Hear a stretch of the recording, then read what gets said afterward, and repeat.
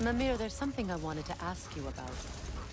Hildisvini told me about your visit to secure Hell's army, but was reluctant to elaborate when it came to negotiating with Hraskaldr.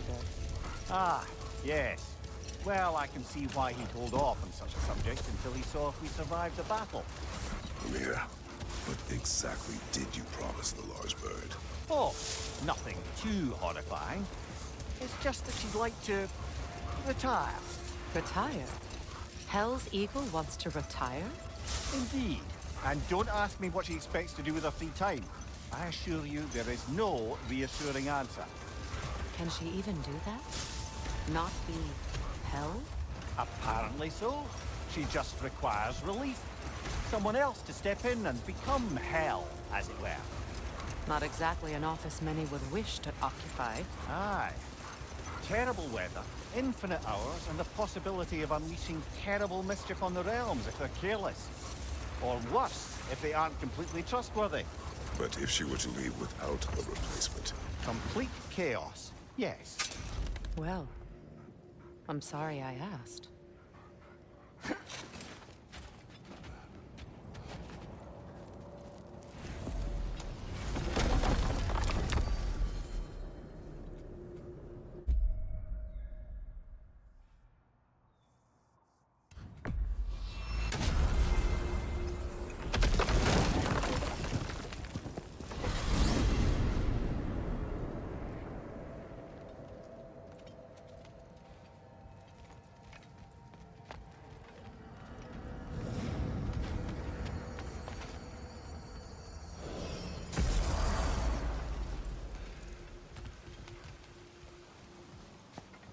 Okay, so I am in Svartalfheim, and There, fancy a riddle. let's If you search. fancy a boot to the head.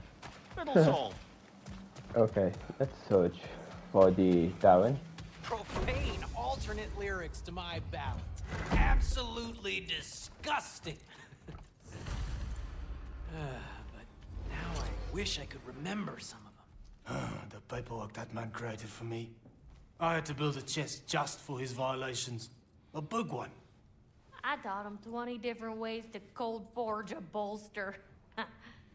Once, he taught me a slightly easier method of wire pulling, and from that day on called me his apprentice.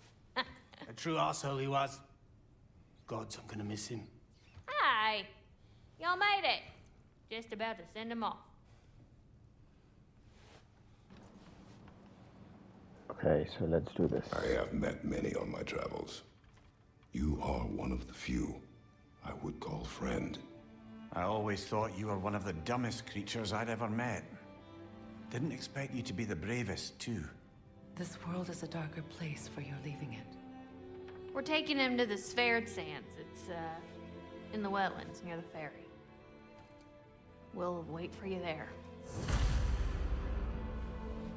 A Viking's funeral. Okay. It's finally time. Meet the party at the Sverred Sands. Where is that?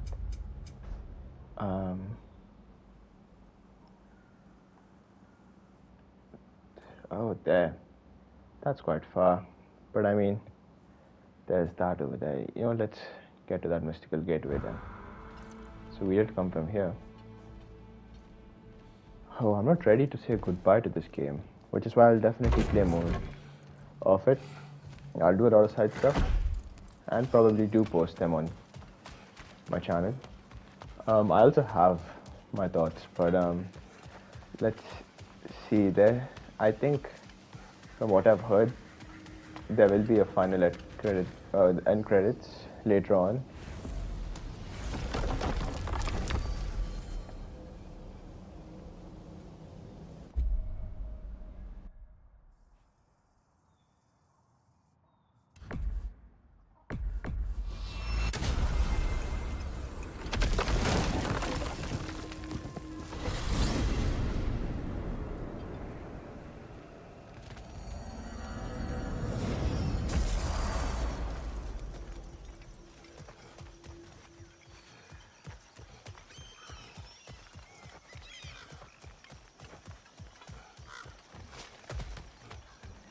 Okay, I'm over here now.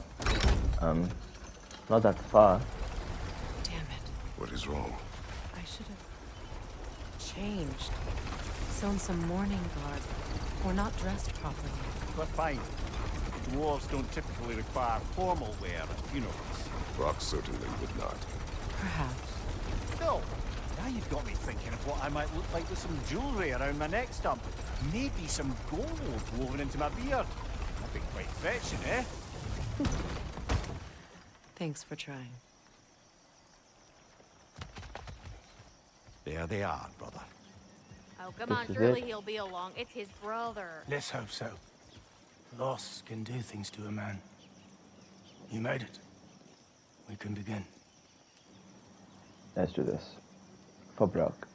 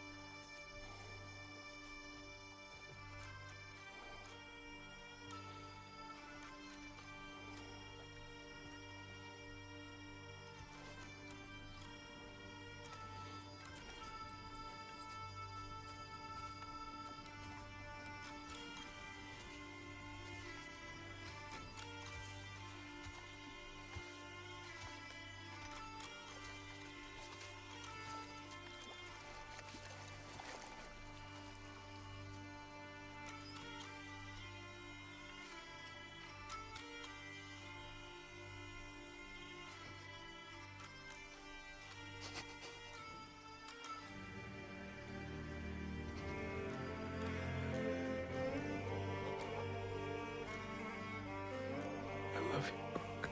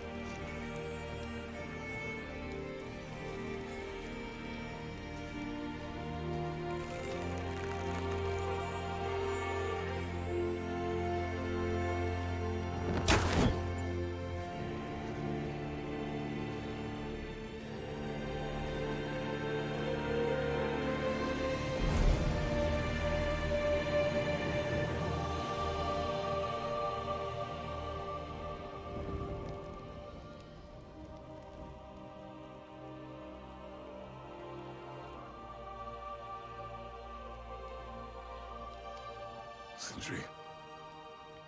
Brock was...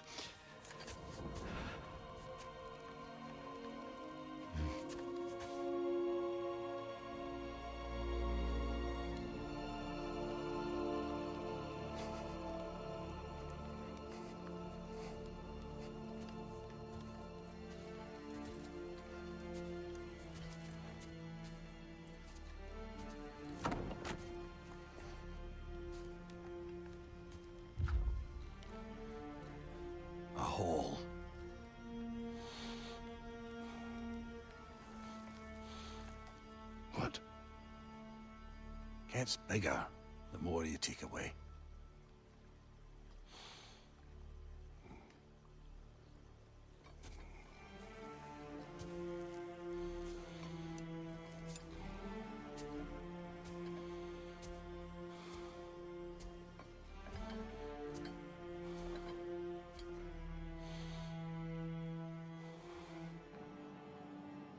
Well, that's the answer for that riddle. Oh, wow. It's so sweet that they actually play the final end credits after Brok's funeral. Man, what a game. Honestly, what a game. I mean, it's just an amazing game. I really enjoyed it. Like, it had my attention throughout the main story. Really impressive that, you know, that they managed to have your attention throughout the 30 to 40 hours of story and just gameplay, like including the side stuff as well, which were really great. Especially, I think they help quite a lot in slowing the game down, like go out and explore and enjoy not just the main story but also the surroundings as well. Like the 9 realms and the side quests they were really interesting. Although like some negatives on the side quests were like, I will get to them later, a bit later, the negatives on the side quests. But I think the soundtracks was also really amazing. It just really lets you get into the vibe of the scene, or just get, like for example, the final goodbye to Brok, and that dwarf was playing music. By the way, that dwarf who was playing the music was actually an Easter egg. His name is Tribe in this game, and if you actually spell it backwards, it's pronounced Bear, and that's the actual music composer for this game. I recently followed him, and I really liked the sound design or the soundtracks in general. Oh man, it's really tough to speak right now because that was such an emotional scene, but I'll still try my best to give my proper thoughts, or the things that I can remember right now, at least. Especially, okay, let's talk about the music itself. I really like talking about the music. I like the music, yeah. I like that Kratos has his own vibe, his own theme of whenever you see Kratos, there's that loud, strong, bold music which goes, and then for Atreus, or you take Angrboda, it's like quite soft, it's like a bit kiddish and it's sweet.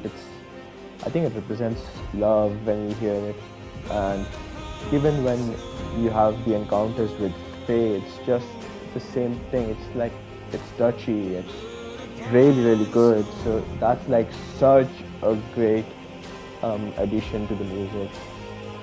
Coming to the characters, I think everyone were great, acting wise and like in the story as well. Like the great character arc was shown, I think, from everyone's side. Like if you look at the characters, you can also include Brok and Sindri as well. Like they aren't the side characters which they were in the previous one. I mean, everyone did love and enjoy them, and I'm not specifically saying that they were proper side characters, but at the same time they didn't really have much of a story in the game.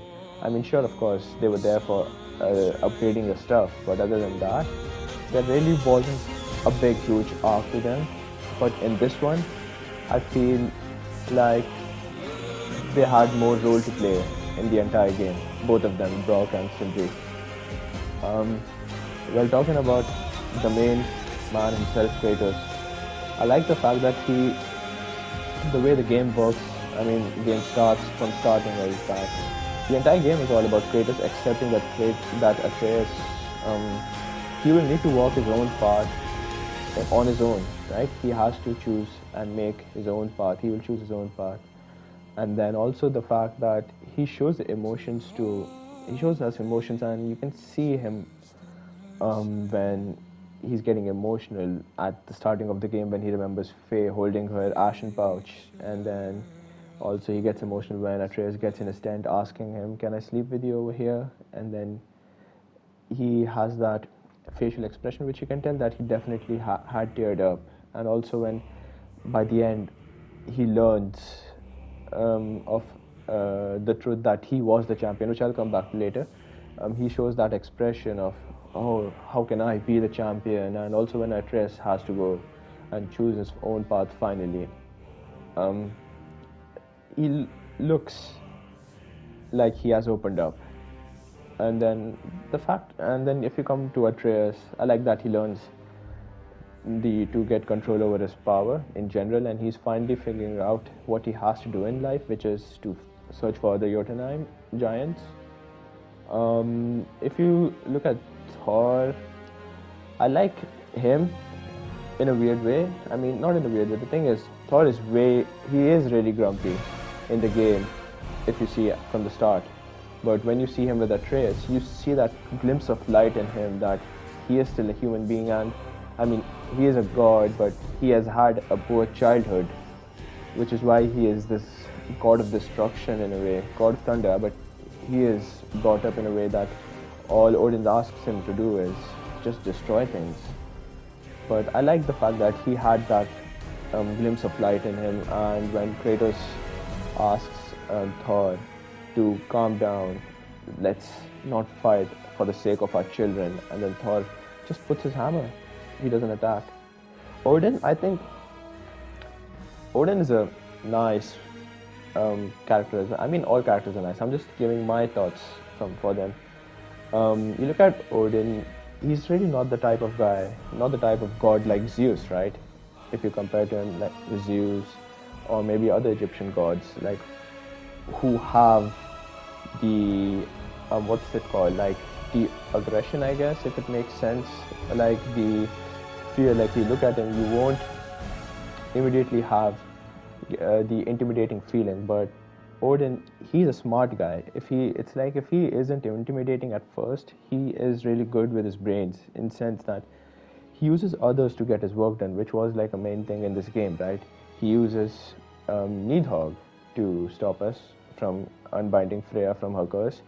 Then he also uses the Travelers as well, which you find mini bosses throughout the game, and he also ties up with the Midgardians, whom he saved, and definitely he saved them from Ragnarok for this reason, to just slow Ragnarok, which is quite obvious now you think of it, because why were the Midgardians over there just stopping Ragnarok? Because he definitely saved them for that cause. Like if you would wonder, why are Midgardians outside the wall of Asgard when Atreus was on his way to Asgard? So that's really nice. Let's talk about the story. I think this game has had the best opening, in my opinion, in a while, if you compare games. Like, if you look at Spider-Man, I mean, the games that I have played, at least on my channel, like Spider-Man, Miles Morales, I really like the starting of Miles Morales as well, but I think this was really amazing. It's like it keeps you engaging from the starting. You fight Freya in like first 10 minutes, because you just catch up immediately. Okay, oh shit, that's Freya. She's not looking happy, of course, because we killed Balder. And then in the next 1 hour mark, you get to fight Thor, and in my opinion, that is and still will be the best boss fight I've had in this game. One thing I didn't like is the fact that we just fought Thor like twice in this entire game. I wish we still had more glimpses of boss battles with him, like in sense that maybe we are in Vanaheim, and after killing Heimdall, we see Thor. He's also over there, and he chases us, and he corners us to a corner, and then we have to retaliate. But then we're still gonna lose because he's still strong. And last moment, the dwarves come up with a plan, a good exit, like how Atreus leaves Niflheim from Thor's. You know, he just throws that stone which Sindri gave him. So I wish we had some of that element to it, if you get what I'm trying to say, or if I make sense, that we fight Thor, and then we know things aren't looking pretty, and it's best for us to not fight him, but just head back so we'd be a bit offensive, and also still come back, and we've just escaped by a short margin. That would have been good if we had like a second boss fight in between, and then the third which we had at the end. Already, I mean, honestly, the game just had me invested, and you know that you're going to have a good time. You're there in for a good time. I really liked the theme this time of the game, which is quite different from the first one. The first one, I think the theme was all about fate. I mean, it's all about fate in this, but the difference is that in the first one, everything that had happened because it was meant to happen. It was fated. Kratos and Atreus being attacked by Balder because Faye asked Kratos to cut the trees for her, for a funeral, the marked ones, and for them, it was those trees that was protecting them from the outside world, and as he cuts it down, the protection stave goes down, and then Balder finally finds them, and all that, so it was all meant to happen. And then the journey meeting Freya, and then throwing the axe, Jormungandr, and then their fight with Sons of Thor, Modi, and I can't remember the other name. I think it was Modi and I honestly can't remember.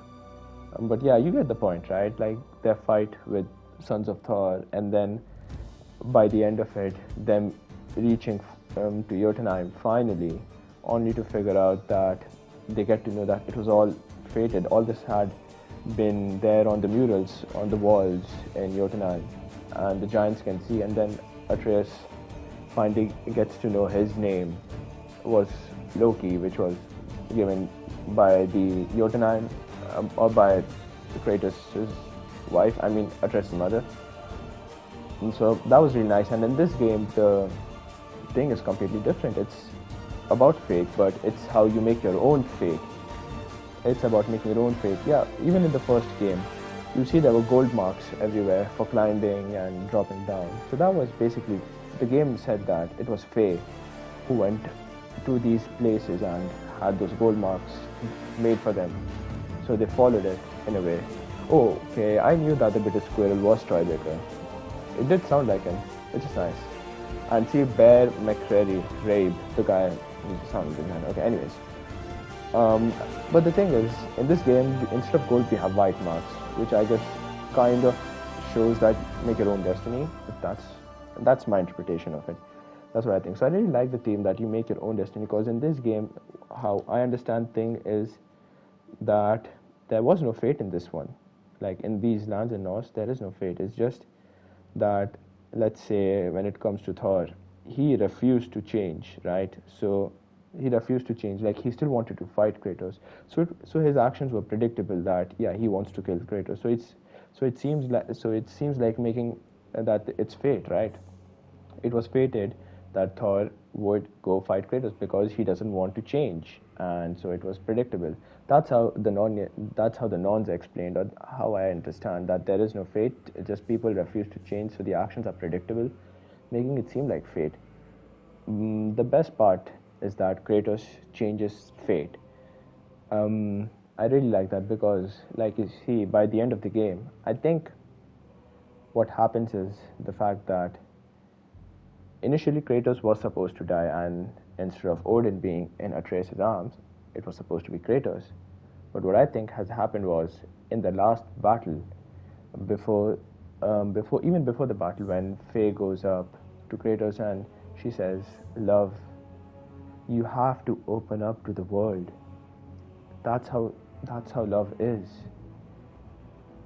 And that, I think, was the final message from Faye to Kratos, which is why he goes up to Atreus and he says him that when Sindri kills or injures the Midgardians, Atreus goes, "Okay, I gotta keep my heart close to it." And then Kratos says, "No, son, you're not meant to keep your heart close to it, because that's not you. You are the person who understands others' issues, other problem, what they're going through. So open your heart to it, feel their pain, and I guess, mourn with them and then help them. So I think that little instance is what changed the fact that it changes fate entirely from there, because you make your own fate. So from there, Kratos changes his fate and just turns it around, which is why, because by the end he says, we came here for revenge, but now we are going for justice. So it was that instant that changes his fate, that he wasn't going behind Odin because he wanted revenge, or for BROK, or for the entire realms, 9 realms. But no, they went for justice, which is what changes his fate, which was a really nice thing. And you can also see he spares Thor when he could have killed him. Clearly, he could have killed Thor. Even Thor's like, what are you waiting for? And he's like, no, we must be better. And I like that this dialogue, we must be better, continues from the first game, because by the end, Kratos says to Atreus, we are going to decide the gods that we want to be, and we must be better. And they finally became better in this game, if that makes sense. One more thing. I'm really going to wrap this up real quick now. I'm getting out of things to say. All things that I had in my mind I've said. Apart from one more thing, I like the change in the Norse mythology. Well, there are these subtle changes, I think, like their take on it. So if you look at real mythology, Norse mythology, Loki and Angrboda, they both are husband and wife, and they birth Fenrir, Jormungandr. But in this game, they both have a love interest for each other, which was clearly shown, but they weren't married, and they didn't give birth exactly, but they kind of resurrected the dead snake, which obviously shows that they kind of gave it birth, but not in the way it's shown in the original Norse scriptures, right? Because what Atreus basically did was he took the giant named Jormungandr, and he just puts him inside the inside the soulless snake, giving it soul. So the snake finally gets up and becomes the world serpent, which I really like. I really like that this time we also visited other realms, like Niflheim, Vanaheim, Asgard. I think Niflheim was there in the first one, but Vanaheim and Asgard, these were like really good realms, and the art was amazing all around over there. I'm also confused. I mean, my understanding of the world serpent is quite weird, because I really liked that instance when Thor punches Jormungandr back into time, but I wish there was like a proper cutscene for it instead of just like 10 seconds. But I wish there was something more to it.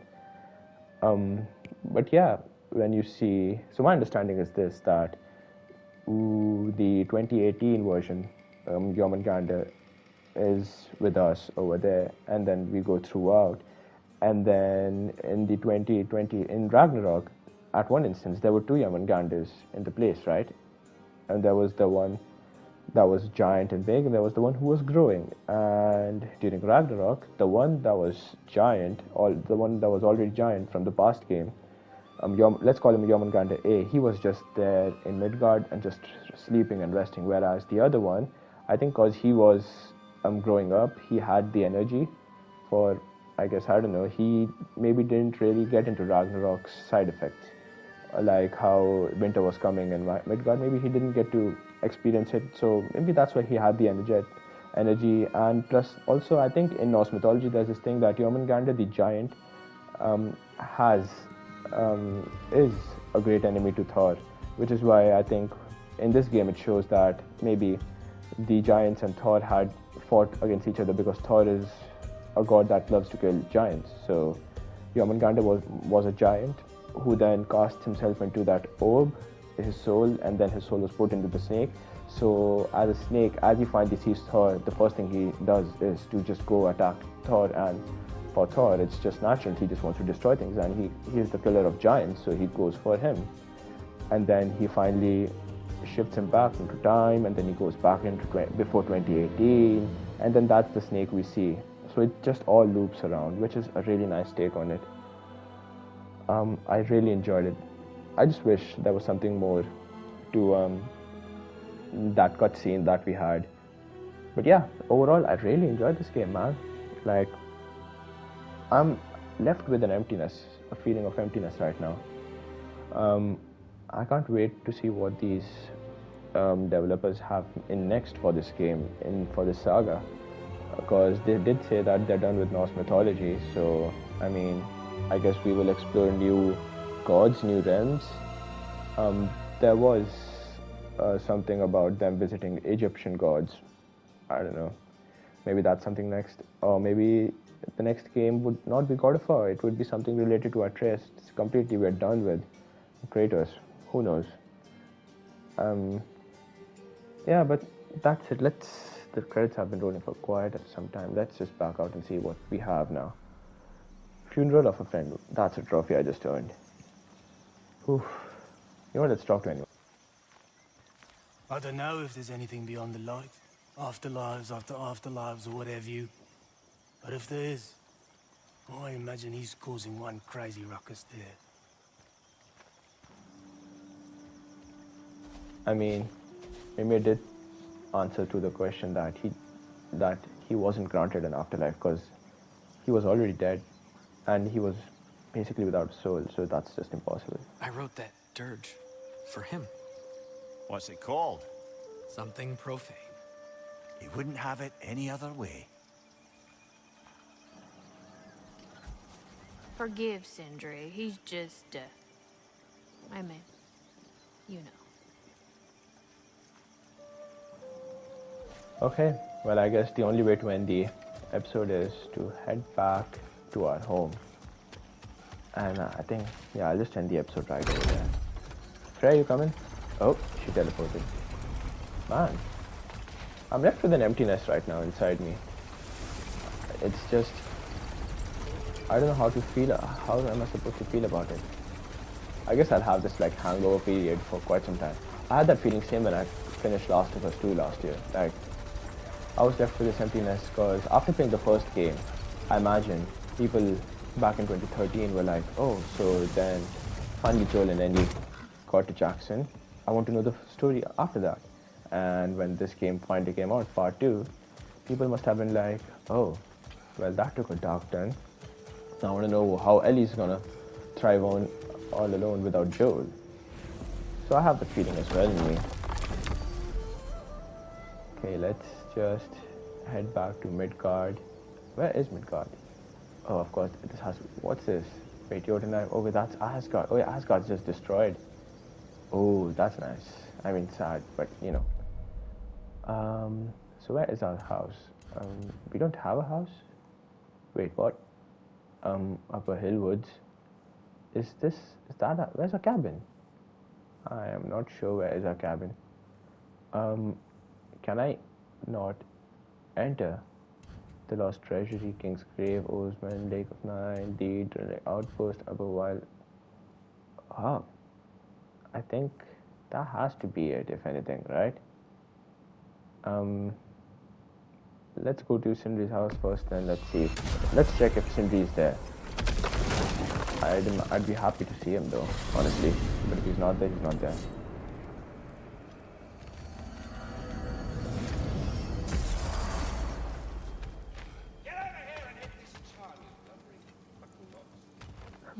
Sure. I just want to check. Okay, I mean, there's just Lunda. No Sindri. That's Sindri's room.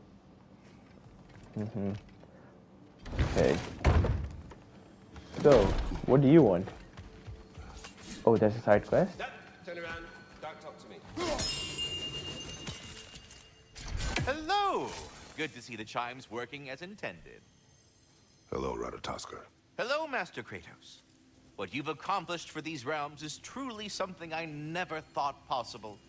Rest assured, good Master BROK would be proud beyond measure, even if only to express it in his love language of profane non-sequiturs. But he is terribly missed. Yes, he is. Now, there is one rather interesting development to apprise you of. The detonation of Asgard shook the world tree to its very roots, dislodging a great number of realm seeds. I thought you might wish to have them. My little way of saying, thank you for preventing my death by immolation. You are welcome. But putting all that aside for the moment, is there anything else? Pouch of Yggdrasil seeds contain realm seeds that unlock mystic gateways across the 9 realms. Okay, that's nice. I think my house is in the Upper Wildwood lands. Oh, so now I can travel to Jotunheim as well. Nice. I'll do that for a separate video. I think though our house is over here. This has to be, let's see.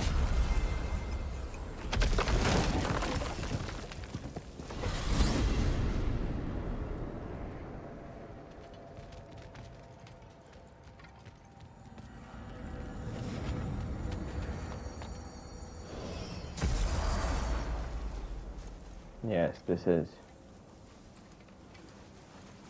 Prem, you're gonna come with us, or you're just gonna hide behind the trees? You're not gonna come in? Okay.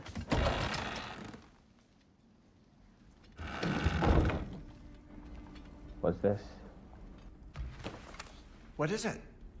Mementos from Atreus' journey. What will you do with it? Add it to our own. His story is ours, and ours is his. Too right, brother. Oh, that's so nice. That's like a gift from Atreus. Will Freya be outside? That would be weird and funny. Oh, she's just there. She's just there. You don't want to come in? Sure. I'm gonna sign out inside. Man, what a game this has been for me. Like, amazing. Honestly, I can't sleep. This game was just amazing. From start to the end. And I think this is the only series that I've had in which I've had decent amount of views on each and every episode. I've never had that before. I usually get like a couple of views, like 2, 3, 4, but this time I've had around 80 views to a couple videos, and it's just been amazing to me. This series has been great for my channel. Although I haven't gained much subscribers, but to all those people who are subscribed and watched my series, thank you. To all those people who haven't subscribed and still watch my series, still thank you. Like, I'm really grateful, and I really wish and hope that somehow I do get somewhere ahead in this YouTubing life, because I really do enjoy playing games for you guys, and of course for me as well.